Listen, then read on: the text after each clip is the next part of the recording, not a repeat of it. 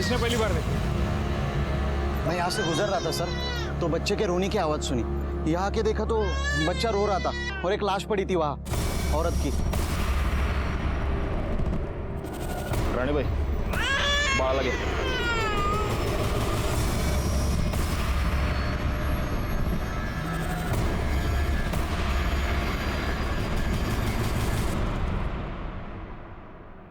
गला घूंट कर मारा गया है। गले पर निशान देख रहे हो? कुछ पता चला ये कौन है? जी सर, पता किया। ये प्रोस्टिट्यूट है, हाईवे पे धंधा करती थी। बैकवर्ड, पिछले हफ्ते में जिस औरत की डेड बॉडी मिली थी वो भी तो प्रोस्टिट्यूट थी। जी सर।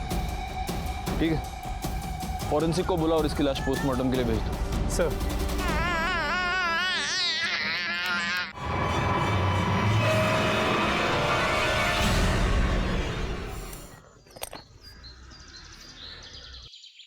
अपने पूरे करियर में मैंने ऐसे कई केसेस देखे हैं जहां जुर्म की वजह होती है जलन, या फिर लालच, या फिर बदले के लिए जुर्म किया जाता है, या फिर कभी कभी सिर्फ मजे लेने के लिए। नमस्कार, मैं inspector Rajesh Jadhav, crime petrol Dastak के आज के इस भाग में आपका स्वागत करता हूं।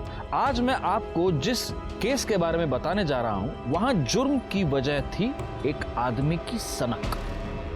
ऐसी सनक जो शायद उस आदमी की जिंदगी के साथ ही खत्म हो जाती है। उस सनक में ऐसे क्राइम्स किए गए जिसे सुनकर, जिन्हें जानकर आपकी रातों की नींद उड़ जाती है। सर, इस औरत की पोस्टमार्टम रिपोर्ट और पिछले हफ्ते मिली औरत की पोस्टमार्टम रिपोर्ट मैच करती है। दोनों को मारने से पहले उनके साथ सेक्स किया गया था, जिसके बाद उनका गला दबा के उन्हें मार दिया गया। और एटलीस्ट इस केस में तो ऐसा नहीं लगता कि ये मर्डर पैसों के लिए किया गया हो, क्योंकि बॉडी के पास तो पैसे पड़े हुए हैं। समझ में ये नहीं आ रहा है कि जिस किसी की भी साथ ये गई होगी उसने इसे मारा क्यों। जरूरी नहीं कि वो एक ही आदमी हो। एक नोटिस की तुमने बात गायकवाड़, इसकी गर्दन पर ग्रीन नायलॉन रस्सी के छोटे छोटे रेशे मिले। सर, लेकिन ऐसा कुछ तो हमें पिछले केस में नहीं मिला था। हो सकता है तब रस्सी नहीं हो। मुझे ऐसा लगता है गायकवाड़, इन दोनों मर्डर केसेस में कुछ ना कुछ कनेक्शन है, क्योंकि पीएम रिपोर्ट और मारने का तरीका दोनों सेम है। हो सकता है कातिल भी सेम हो। सर, ये बच्ची कब से रो रही है, चुप ही नहीं हो रही है।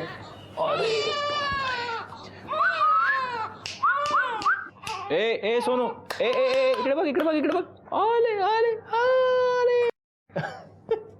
हंसी। माँ की गोद की आदत पड़ गई है इसको। गायकवाड़, एनजीओ वालों को बोल दो कि इसको आकर ले जाए। जी सर, बता दिया। इधर दे, इधर दे।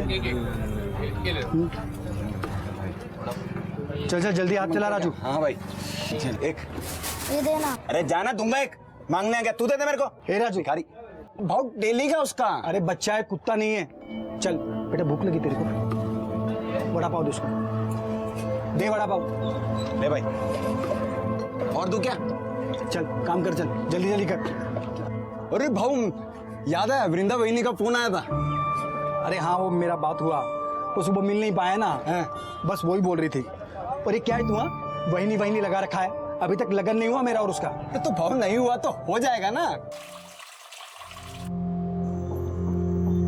आई, जो महेश अंकल ने चॉकलेट दी थी ना, वो मुझे दो ना। चॉकलेट चाहिए तुझे? देती हूँ।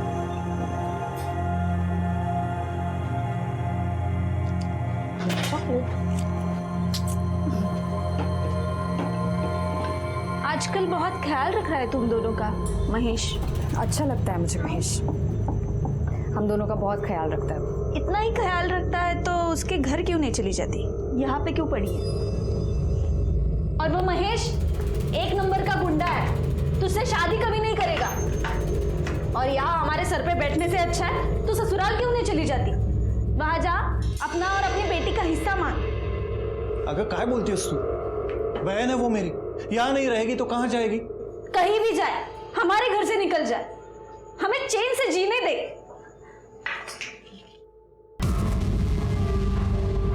लो, नाम लिया और हाजिर हो गए।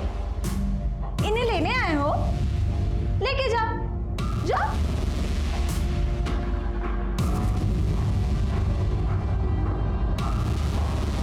तू टेंशन मत ले, एक दिन लेने के लिए भी आएगा मैं।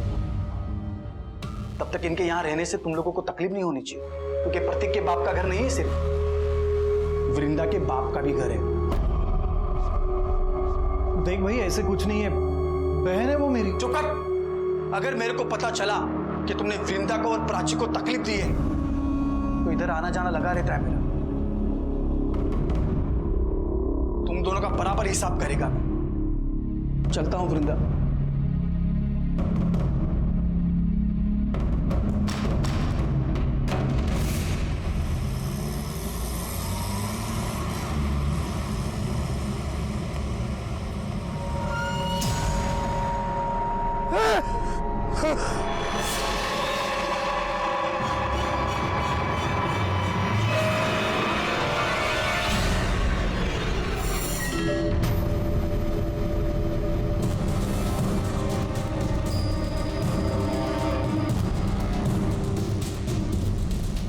गले पर निशान देख रहे हो? इसको भी गला घोंट कर मार दिया जाए।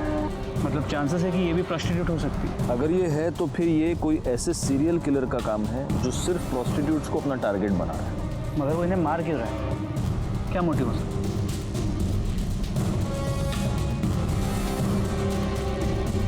फिलहाल इसकी लाश को पोस्टमार्टम के लिए भेज दो और उनको बोलना जरा जल्दी भेजे रिपोर्ट। सर,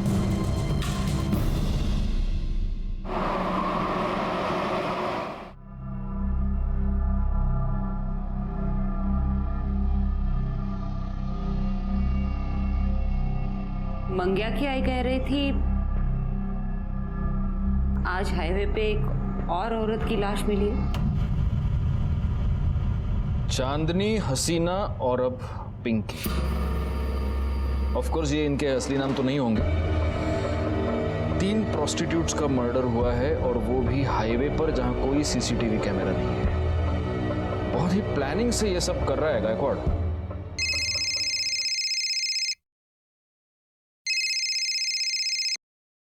हाँ, मैंने बीपी की गोली ले ली है और सुबह से एक भी तीखा वड़ा पाव नहीं खाया है। सर, हाँ वड़ा। हाँ, टीवी क्या है टीवी पे? हाँ, रुको रुको देखता हूँ।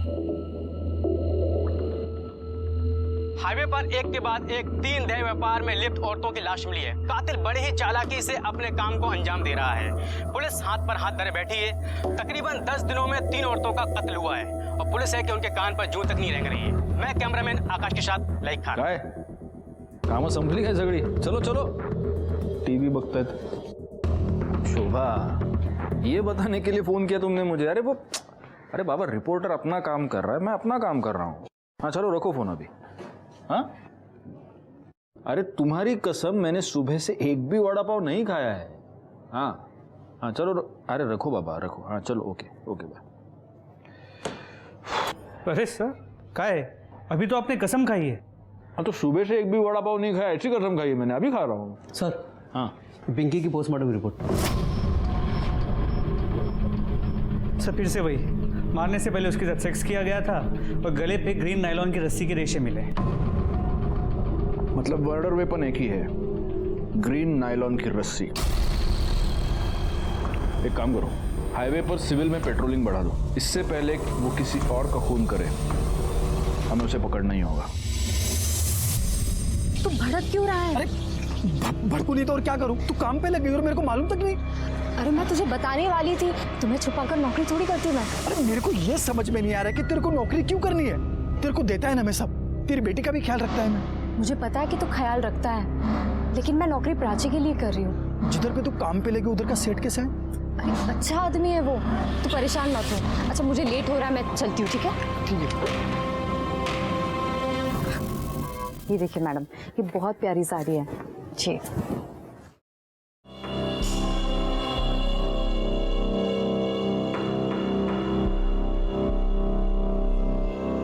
अब पैसे काउंटर पे दे दीजिए।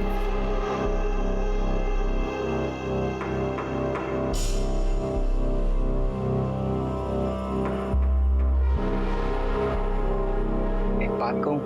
जी? वो साड़ी तो कस्टमर ले गई, लेकिन वो साड़ी जब तुम अपने बदन पर ला कर दिखा रही थी ना, तो देखा मैंने, बहुत खूबसूरत दिख रही थी।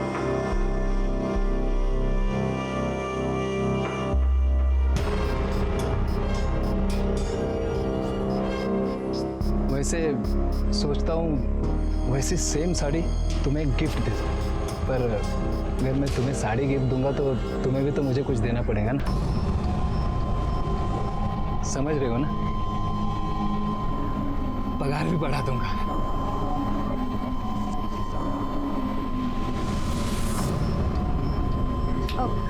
वो मैंने आपको बताया था ना, मुझे घर जल्दी जाना है आज। मैं जाऊँ क्या? हाँ हाँ जाओ ना, लेकिन जो मैंने कहा ध्यान में है ना?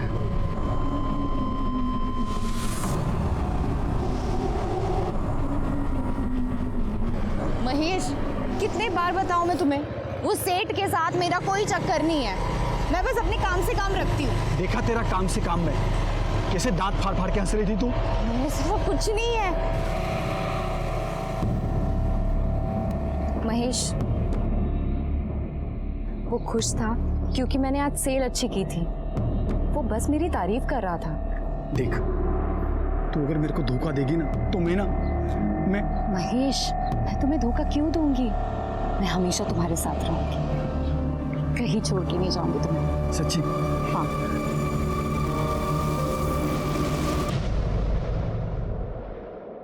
दीपा, ए दीपा, सुन तो, या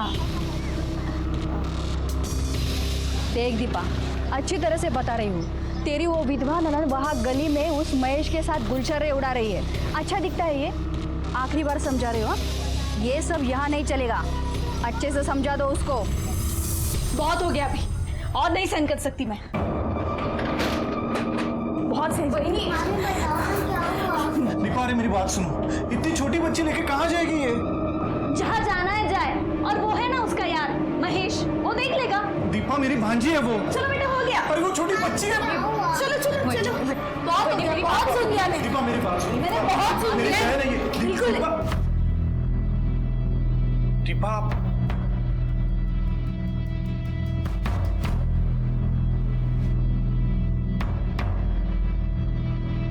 अरे राजू, भाऊ, ये राजू है, महेश के ठेले पे काम करता है। हाँ हाँ, क्या है राजू? वो क्या, वो भाव ने अभी प्राची के लिए ये गिफ्ट खरीदा, तो उन्होंने बोला कि ये दे देना, ये चॉकलेट भी दे देना और बड़ा पाव भी है प्राची के लिए।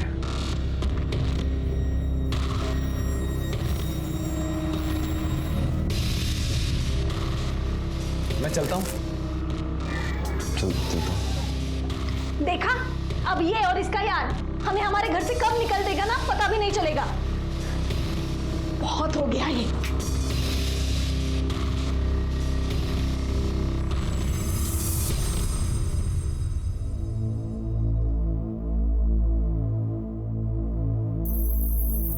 देखा है वृंदा को? अरे क्या हुआ, ऐसा चुप क्यों है? कुछ हुआ क्या? अरे बोल ना, कुछ हुआ क्या? भाव, वृंदा बहनी के साथ कुछ ठीक नहीं हो रहा उस घर में।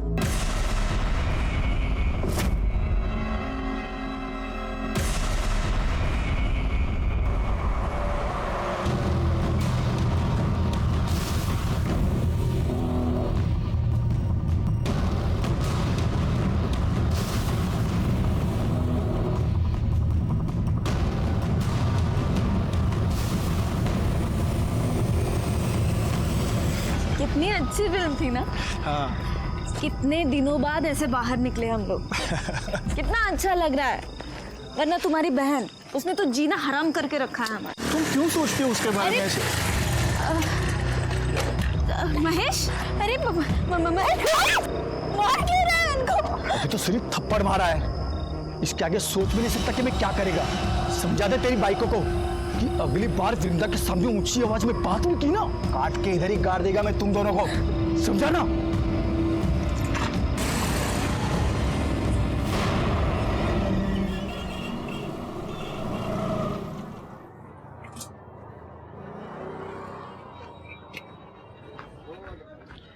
क्या भाव, क्या बात है? हाँ, आज आप इतनी जल्दी आ गए सुबह सुबह? अरे दिन में काम से जाना है, सोचा जल्दी जाके गाड़ी लगा देता हूँ, लेकिन देखना गाय गाय में पूरा तेल गिर गया। अरे भाव, बिंदास जाओ। अरे आप बिंदास जाओ, मैं संभाल लेगा। जाओ। पक्का संभाल लेगा ना? भाव आप बिंदास जाओ, मैं संभाल लेगा सब कुछ। दो। ठीक है।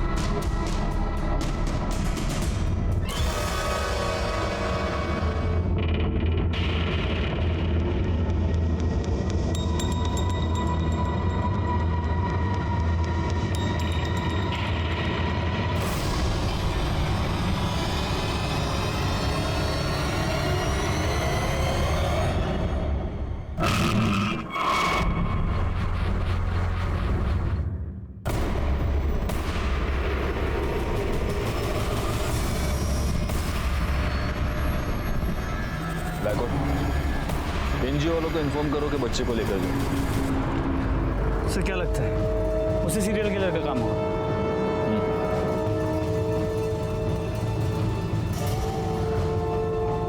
या तो वो हमसे 2 कदम आगे चल रहा है या हम बहुत स्लो है।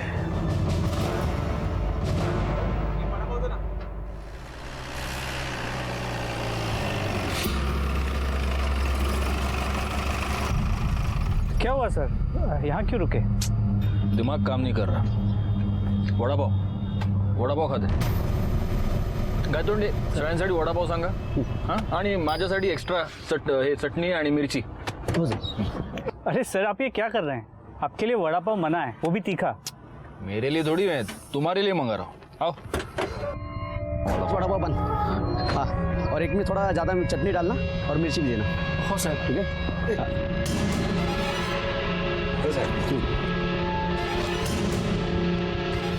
या क्या सगळ्यांनी घेतलं? ये आपका चटनी वाला।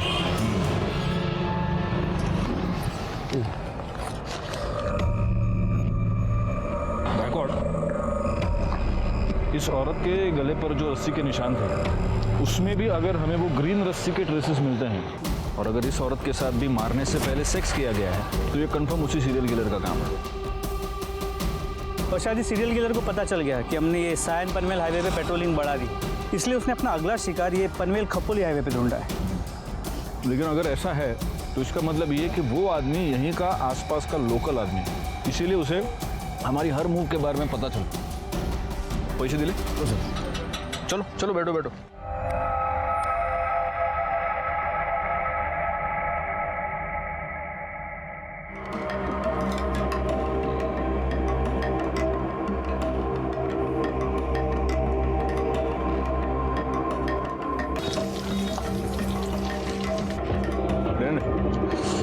अच्छा बना दे वड़ा पाव, क्वालिटी मेंटेन रखना।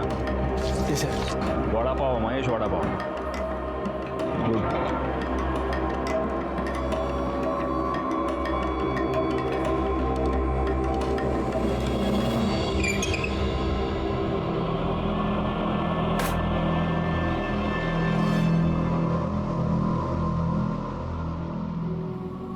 आज फिर तो किसी को मार दिया। हाँ, सबको मार देगा मैं, सबको मार देगा मैं। बस कर अब, बहुत हो चुका। किसी को नहीं छोड़ेगा मैं, सबको खत्म कर देगा मैं। चला।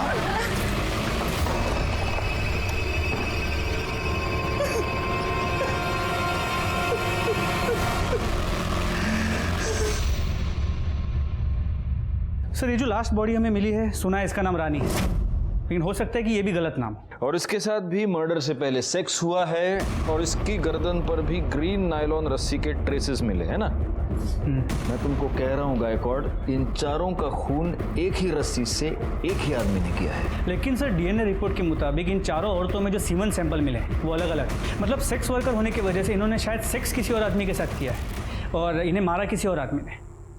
मुझे समझ में नहीं आ रहा, इसका मोटिव सेक्स नहीं है, इसका मोटिव लूटपाट नहीं है क्योंकि पैसे इनकी बॉडी के पास ही मिलते हैं, तो फिर इसका मोटिव क्या है? वो क्यों मार रहा है इन औरतों को? और हमारे पास कोई क्लू नहीं है। तो फोरेंसिक रिपोर्ट से एक नया क्लू मिला है। इस रानी के गले पे, हाथ पे और गले पे जो ग्रीन रस्सी के रेशे मिले हैं उस पर कुकिंग ऑयल मिला है। मतलब जिस रस्सी से रानी का गला घोटा गया उस पर कुकिंग ऑयल लगा हुआ था, जो खुद को बचाते हुए और गला घोटते हुए रानी के गले और हाथ पे लग गया। और ये कुकिंग ऑयल भी वो है जो बार बार यूज किया गया है। बार बार यूज किया हुआ कुकिंग ऑयल। गायकवाड़, ये रस्सी जरूर किसी ऐसे आदमी की है जो फ्राइड फूड बेचता है। वो नहीं होता, वो ठेला वेला बांधने के लिए रस्सी नहीं यूज करते ये लोग।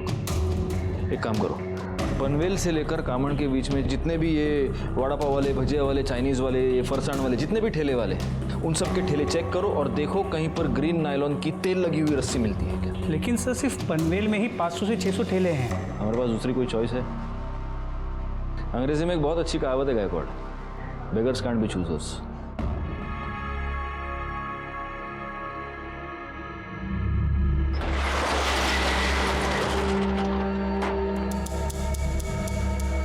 शटर क्यों बंद किया? तुमने तो कहा था ना कि बदले में कुछ दोगे, तो अब ना मत करना।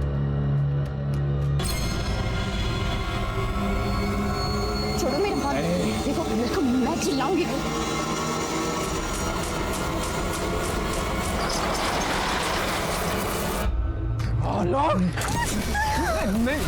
हाथ कैसे लगाए तुम? हाथ कैसे लगाए? गलती हो गई मैं मैं छोड़ेगा तेरे को, खत्म कर देगा तेरे को मैं। नहीं छोड़ दो, वापस नहीं करेगा, छोड़ दो। क्या धंधा करता है तू निकल बिरदा। बोला था ना मैं, बोला था ना नौकरी करने की जरूरत नहीं है। देखा ना क्या हुआ, जबरदस्ती कर रहा था वो हलकट। अरे तेरे को लाख बार समझाया कि ज्यादा हंसने बोलने का नहीं। प्रॉब्लम सिर्फ उसकी नहीं है, तुम सारे आदमी एक जैसे होते हो। एक अकेली औरत देखी नहीं कि सहारा देने के नाम पे उसका फायदा उठाने की कोशिश करते हो। जिसे देखो वो मेरी लाइफ को कंट्रोल करने में लगा पड़ा है। घर में वो वही नहीं है, दुकान में वो गिरीश और यहाँ तुम। मुझे नहीं रहना है, मैं जा रही हूँ। सुन, तू इतना भड़क काय को रही है? क्या मांगता क्या है तेरे को? बोल, मैं करेगा ना तेरी मदद। बोल, क्या मांगता है तेरे को? तो लगता क्या है मेरा? हम दोनों का रिश्ता क्या है? रिश्ता मांगता है? मैं करेगा तेरे साथ शादी। क्या बोलती है? तो सचमुच मेरे साथ शादी करेगा? तू सिर्फ हाँ तो बोल, मैं कभी भी तेरे घर रिश्ता लेकर के आ जाऊंगा। और वो तेरी एडी वही नहीं है ना, वो खुशी के मारे नाच उठेगी कि चलो अच्छा हुआ पीछा छूटा। अरे अब तो हंसो पहुंच लेना। अरे हंसना, अभी करेगा ना मैं तेरे साथ शादी।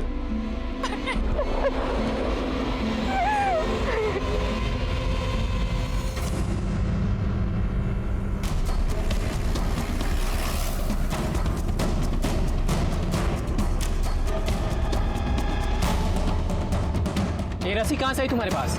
साहब वो मैंने कुछ दिन पहले खरीदी थी। प्लास्टिक बांधना पड़ता है ना, नहीं तो बारिश में पानी अंदर आ जाता है, इसलिए। शिरके जी सर। ग्रीन नायलॉन की रस्सी ढूंढनी है, पीली नहीं। Okay sir. साहब मैं तो इधर भाखड़े पर ही था, ये रस्सी तो बहुत पुराना हो गया है, मेरे को नया लेने का था। कहीं ऐसा ना हो कि अभी बांधा और अभी टूट जाए। उसमें से थोड़ा सैंपल के लिए हम लेके जा रहे हैं, ठीक है? ठीक है साहब। सर हम लोग यहाँ तक आए हैं तो जादव सर के लिए एक महेश का वड़ा पाव लेते हैं चटनी डाल के। ठीक है चलेगा। गौली शिरके, तुम लोग बाकी की दुकानें चेक करो।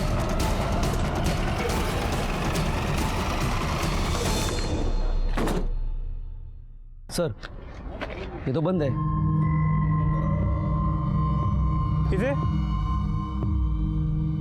ये महेश किधर गया? बंद क्यों है? साहब महेश भाऊ ने आज जल्दी बंद किया, उनको किधर काम से जाना था आज। बहुत ज्यादा प्रेशर बना था हम पर इस केस को सॉल्व करने का।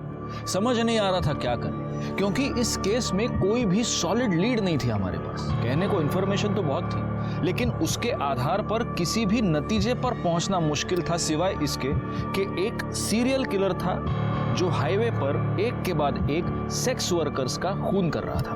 और तभी एक ऐसी घटना घटी जो इस प्रोस्टिट्यूट वाले एंगल से अलग थी। वृंदा?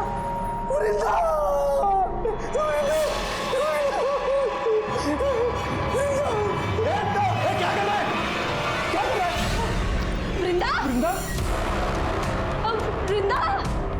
वृंदा? दीपा, वृंदा को किसी ने मार दिया। वृंदा को क्या हो गया? बेटा तुम्हें अंदर किसने बंद किया? मैं अंदर खेल रही थी और बाहर से किसी ने कड़ी लगा दी। अरे वो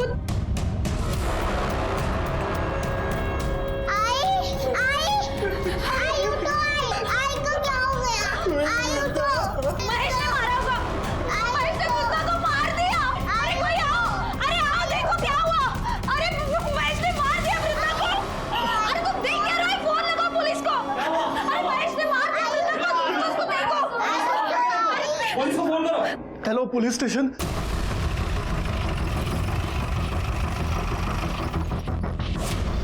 चलिए हटिए।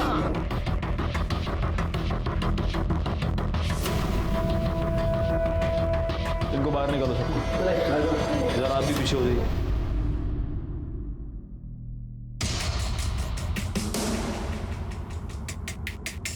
गायकवाड़,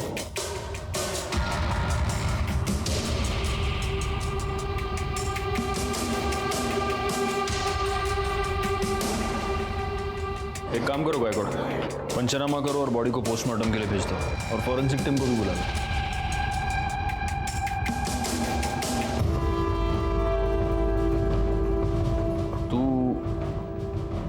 वड़ा पाव वाला है ना? तू यहाँ क्या कर रहा है?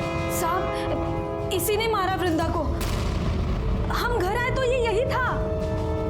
मैंने नहीं मारा है सर, मैंने नहीं मारा है, लेकिन जिसने भी मारा है ना उसे छोड़ेगा नहीं, मैं नहीं छोड़ेगा मैं। चुप, घेऊन जायला नहीं छोड़ेगा मैं, नहीं छोड़ेगा मैं।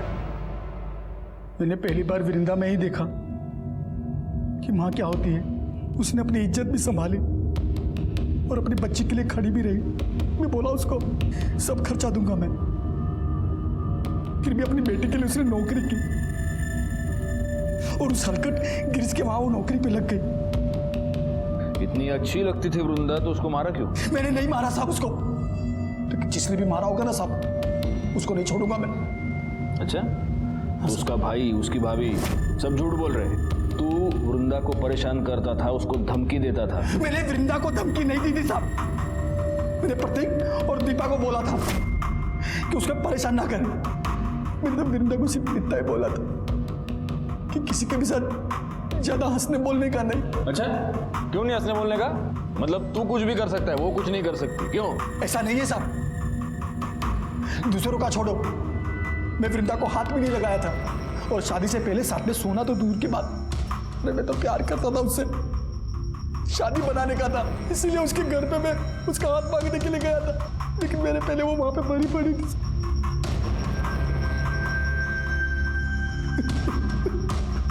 हाथ मांगने गया था? हाँ साहब, करीब 2 बजे के आसपास वृंदा का मेरे को फोन आया था। हाँ हेलो महेश, आज तुम शाम को 4 बजे घर आ सकते हो? अरे शाम को कैसे आएगा मैं, इधर धंधा कौन संभालेगा? शादी की बात करने के लिए तुम एक दिन जल्दी दुकान बंद नहीं कर सकते? क्या तू मेरे को शादी के लिए बुला रही है? मैं गाड़ी बंद करके घर गया, कपड़ा बदली किया, उसके घर के लिए निकला। जब घर जाके देखा तो वो पहले से मरी पड़ी थी साहब। कितने बजे पहुंचा उसके घर? 4:45 बजे पहुंचा होगा साहब, तब तक वो मर चुकी थी। मैंने कुछ नहीं किया साहब, आपको पूछना है तो राजू से पूछ लो साहब। चल चल, मैंने मान लिया कि तूने वृंदा को नहीं मारा। किसने मारा? उसके भाई और भाभी ने मारा होगा साहब, क्योंकि उनको लगने लगा था कि वृंदा उन पे बोझ बनती चली जा रही है, और उन दोनों ने भी नहीं मारा होगा ना साहब, तो उस हलकट गिरीश ने मारा होगा उसे। सर ऐसी कोई बात नहीं, किसी ने आपको मेरे बारे में गलत बोला है। मैं उससे बहुत अच्छे से बात करता था। एक अच्छा है, तेरे दुकान में सीसीटीवी है, दिखा, फुटेज दिखा, सब पता चल जाएगा किससे कैसे बात करता है। इसमें ही है क्या? चेक करो जरा। पासवर्ड क्या है? सर अरे पासवर्ड क्या है? सर वो मुझे अच्छी लगती थी, लाइन भी देती थी मुझे, तो मुझे लगा सब। तेरे दुकान में ग्रीन कलर की रस्सी है? ग्रीन क्यों सर? तू नहीं बताएगा। गायतोंडे सर, जरा शोधा सगळीकडे, देखो रस्सी मिलती है क्या? नहीं है सर। वैसे काफी रंगीन, काफी शौकीन आदमी लगता है तू। हाँ, उधर तो जाता होगा? किधर सर? उधर प्रोस्टिट्यूट्स के पास। अरे नहीं सर, मैं वैसा आदमी नहीं हूँ। वैसा आदमी नहीं है? नहीं सर। तो कैसा आदमी है? हाँ, मतलब 1-2 बार गया हूँ। हाँ, 1-2 बार गया है, और वहां जाने के बाद उनका खून भी किया है। सिर्फ 4 को मारा है, और को भी मारा? अरे नहीं सर, मैंने किसी को नहीं मारा है। सब पता चल जाएगा। गायतोंडे सर, सापड़ लेगा? नहीं सर, दुकान चेक कर लिए और काउंटर भी देख लिए, कहीं ग्रीन कलर की रस्सी नहीं मिली। बोला ना सर, नहीं है सर कुछ। ठीक है, चला। तो इसे नहीं बताएगा, तेरे को है ना एक दिन हमारे यहाँ पे बुला के पूछूंगा। सर, एक बार रस्सी के लिए इस महेश के वड़ा पाव के स्टॉल को चेक कर लेता हूँ। कर लो। पूरी गाड़ी को अच्छे से चेक करो, देखो ग्रीन रस्सी मिलती है क्या।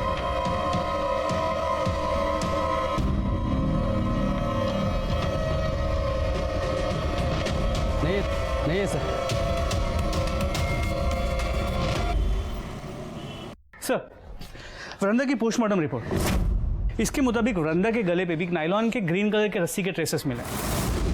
मतलब हो सकता है कि ये भी उसी सीरियल किलिंग का हिस्सा हो। लेकिन वृंदा तो प्रोस्टिट्यूट नहीं थी, और उसका मर्डर हाईवे पर नहीं, उसके अपने घर में हुआ है। जी सर।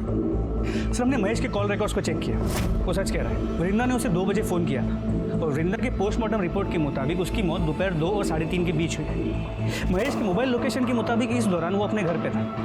महेश अपने घर से 3:30 बजे निकला और 4:45 बजे वो वृंदा के घर पहुंचा।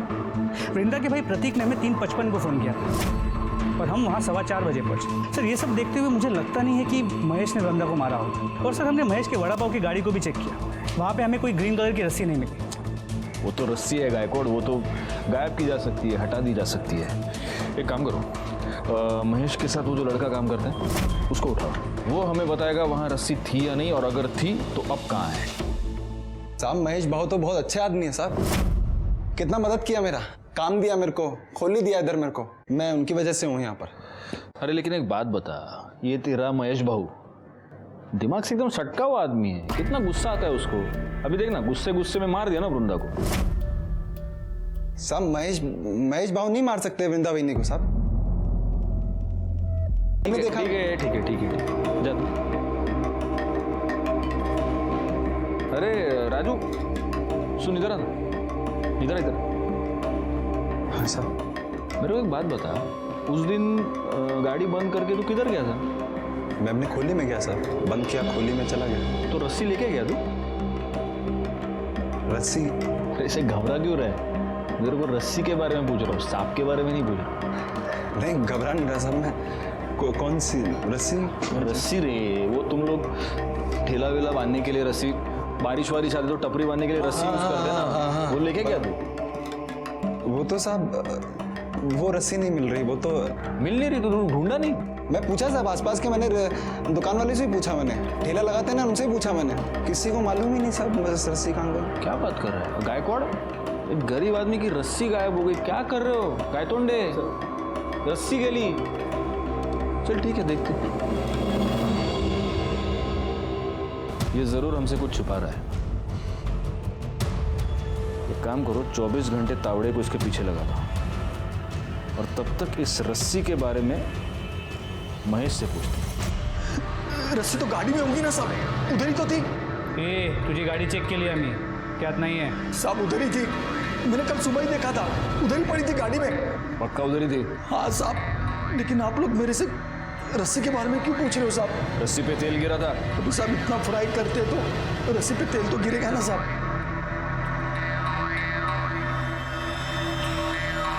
साहब अभी तो आपको पता चल गया ना मैंने कुछ नहीं किया है साहब, फिर तो मेरे को छोड़ दो साहब। और साहब मैंने कुछ नहीं किया है साहब। सर ये गिरीश के कॉल रिकॉर्ड्स। सर इस कॉल रिकॉर्ड के मुताबिक वृंदा के मर्डर के वक्त, मतलब दोपहर को 3:20 से 3:35 के बीच, ये गिरीश वृंदा के घर के आसपास ही था। उतला देना, इधर देख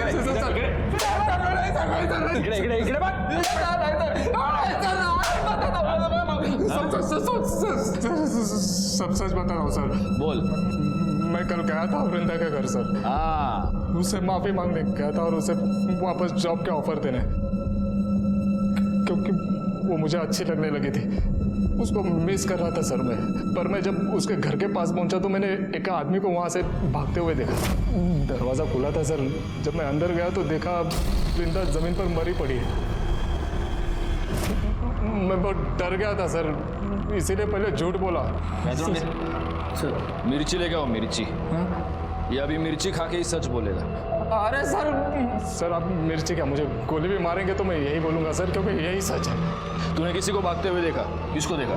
हाँ, वही आदमी था जिसने तेरे साथ झगड़ा किया था वृंदा के ऊपर से? नहीं सर, कोई दूसरा था। अरे दिखता कैसे था बोलना? सर 24-25 साल का आदमी था, लंबी नाक की पतली दाढ़ी थी सर, दुबला पतला था। ये था? हाँ सर यही था।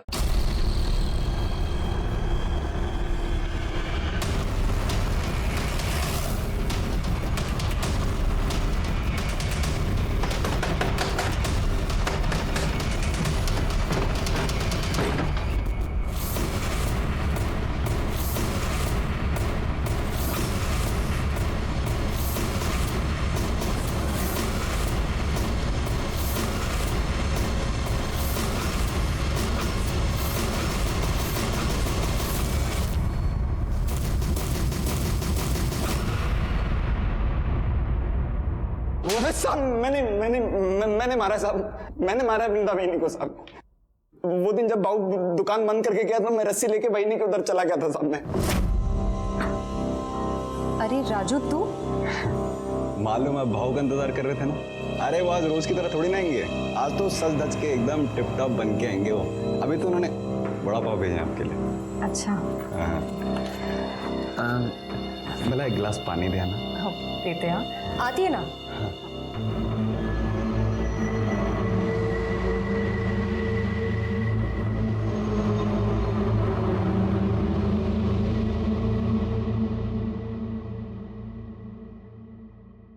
अरे ये कहाँ गया?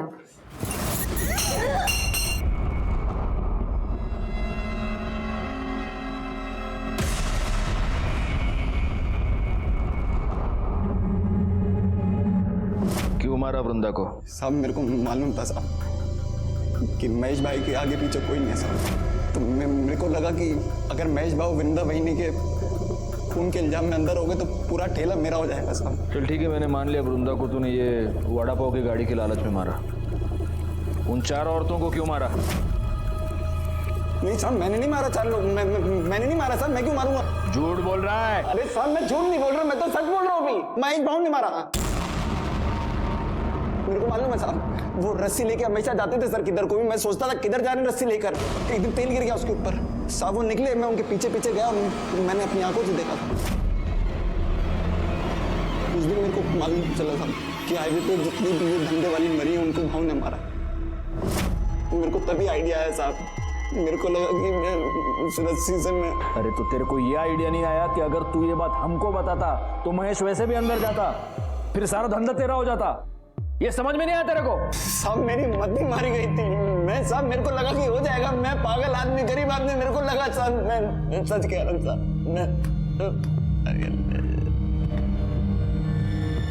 महेश,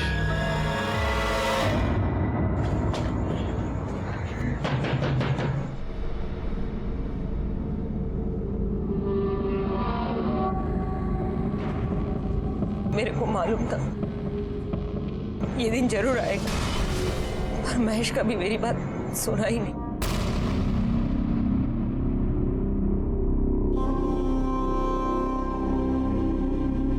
इसका मतलब आप ये जानती हैं कि हाईवे पर जिन औरतों के खून हो रहे हैं वो आपका बेटा ही कर रहा है। जी साहब। तो आपने ये बात कभी पुलिस को बताई क्यों नहीं?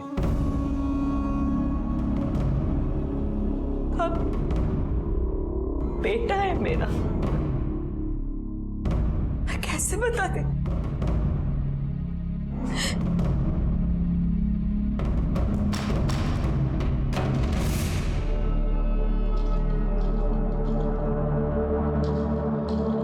कभी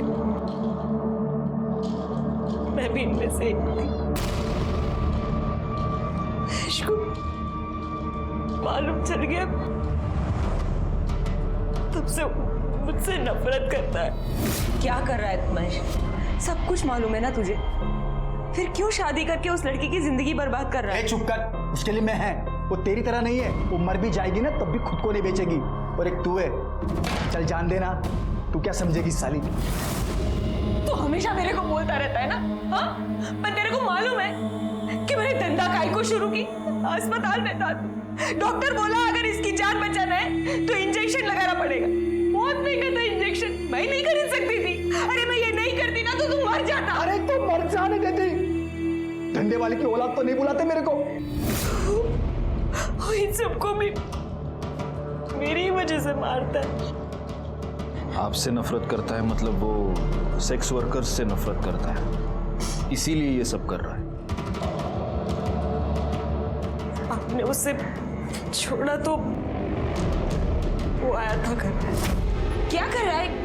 कपड़े काय को भर रहा है? किधर जा रहा है? जा रहा हूं मैं, लेकिन तू ये मत सोचना कि तेरी जात वाली को मारना बंद कर दूंगा मैं। जब भी कभी मेरे को लगेगा ना कि पुलिस मेरे तक पहुंचने वाली है तो उससे पहले तेरे को पक्का मारेगा मैं। तू आखिरी होगी। मतलब वो आपको, अपनी माँ को मारने आएगा? अगर बोला है तो जरूर आएगा।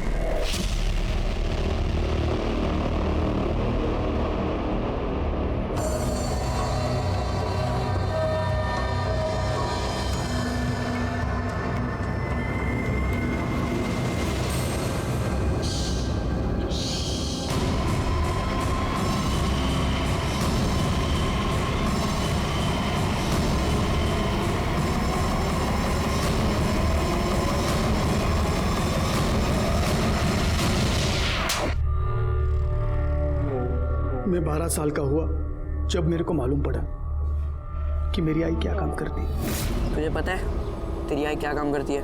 तेरे घर पे कपड़े और खाना लाने के लिए पैसे कहाँ से आते कभी सोचा है? क्योंकि तेरे तो बाबा भी नहीं है।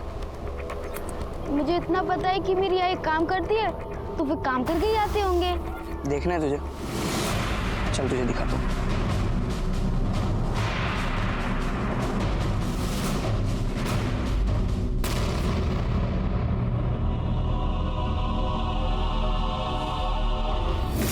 फिर सभी धंधे वाले, उनकी पूरी जात से मेरे को नफरत हो गई। मैं सबको खत्म कर देना चाहता था ताकि फिर से कोई बिना बाप के नाम वाला महेश किधर को पैदा ना हो। फिर मेरे को वृंदा मिली। मेरे को लगा सब लोगों के माफिक मेरा भी एक नॉर्मल लाइफ हो सकता है, पर राजू ने वो भी खत्म कर दिया। आखिर यह केस सॉल्व हो गया और सीरियल किलर महेश को पकड़ने में हम कामयाब हो गए। बड़ा दुख हुआ उन बेकसूर औरतों के लिए जिन्हें महेश ने मार दिया था, क्योंकि भले ही महेश की अपनी एक दुखी कहानी थी, लेकिन उन औरतों की हालत भी कोई बहुत अच्छी नहीं थी। 150 रुपए के लिए वो अपने आप को बेचने पर मजबूर थी। और सबसे ज्यादा दुख हुआ महेश की मां सपना के लिए, जिसने अपने बेटे के लिए अपने आप को बेचा, लेकिन उसी की वजह से उसका बेटा शर्मिंदा था और अंत में एक भयानक कातिल बन गया। खैर, मैं इंस्पेक्टर राजेश जाधव आपसे विदा लेता हूं। दोबारा मिलूंगा, तब तक सतर्क रहिए और देखते रहिए क्राइम पेट्रोल दस्तक, क्योंकि मकसद बताना नहीं, बचाना है। जय हिंद।